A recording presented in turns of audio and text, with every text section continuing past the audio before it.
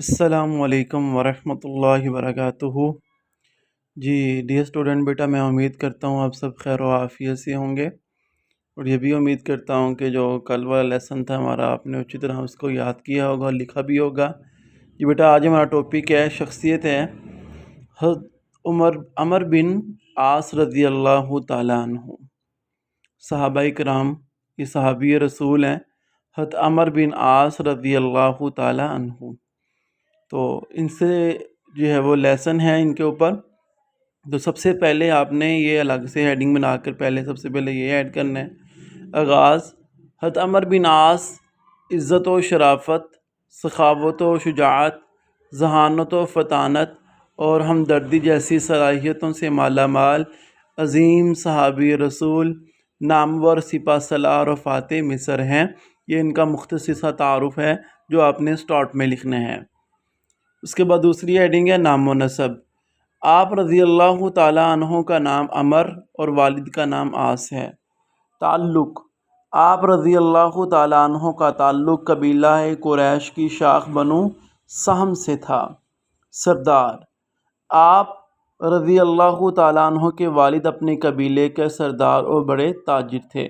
ولادت، آپ رضی اللہ تعالیٰ عنہ ہجرت سے 47 برس پہلے مکہ مکرمہ میں پیدا ہوئے۔ پرورش، آپ رضی اللہ تعالیٰ عنہ مکہ مکرمہ میں ہی پرورش پائی۔ پیشہ، اپنے والد کے ساتھ تجارت کا پیشہ اختیار کیا اور مختلف تجارتی سفر کیے۔ اسی دوران مختلف ملکوں کے لوگوں سے ملتے جلتے رہے، تجارت کرتے ہوئے لوگوں سے ہی جو ہے واسطہ پڑتا تو ملتے جلتے رہے۔ عقل و دانش، جس کی وجہ سے آپ کے تجربے اور عقل و دانش میں بہت اضافہ ہوا۔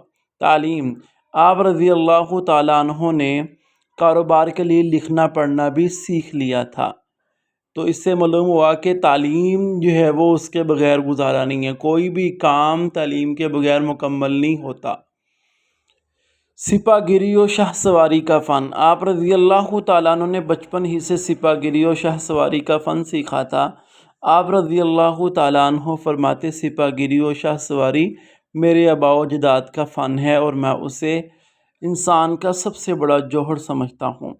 قبول اسلام، آپ رضی اللہ تعالیٰ عنہ نے فتح مکہ سے پہلے 8 ہجری میں حضرت عثمان بن ابی طلحہ رضی اللہ تعالیٰ عنہ اور خالد بن ولید رضی اللہ تعالیٰ عنہما کے ہمراہ بارگاہ رسالت میں حاضر ہو کر اسلام قبول کیا۔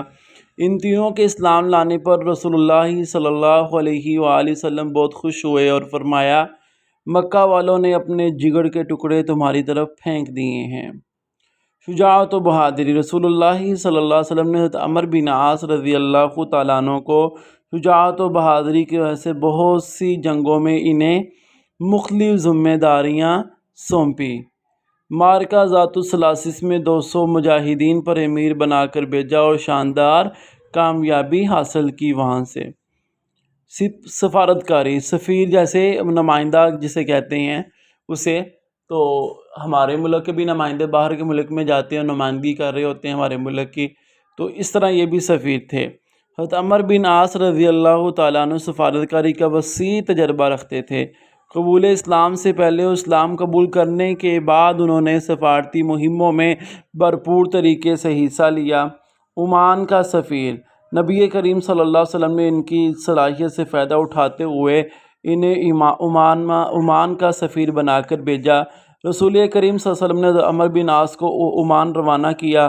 وہاں پہنچ کر انہوں نے وہاں کے حاکم سے ملاقات کی، انہیں اسلام کی دعوت دی۔ دعوتی نامہ، حضور اکرم صلی اللہ علیہ وسلم کا دعوتی اکرامی نامہ پہنچا، جس سے متاثر ہو کر انہوں نے اسلام قبول کر لیا۔ خلافت راشدہ کے دور میں بھی وہ خلافت اسلامیہ کے نمائندے کی حیثیت سے رومی اور ایرانی وفود سے ملنے والے سفارتکاروں میں شامل رہے۔ تمام ادوار میں ان کی سفارتکاری بڑی نمایاں نظر آتی ہے۔ تو یہاں تک آج کا ہمارا لیسن ہے۔ آپ نے اس کو اچھے طریقے سے ہیڈنگ بنا کر صرف یاد کرنا ہے۔ آج کے لیسن کو آپ نے ہیڈنگ بنا کر یاد کرنا ہے۔ السلام علیکم ورحمۃ اللہ وبرکاتہ۔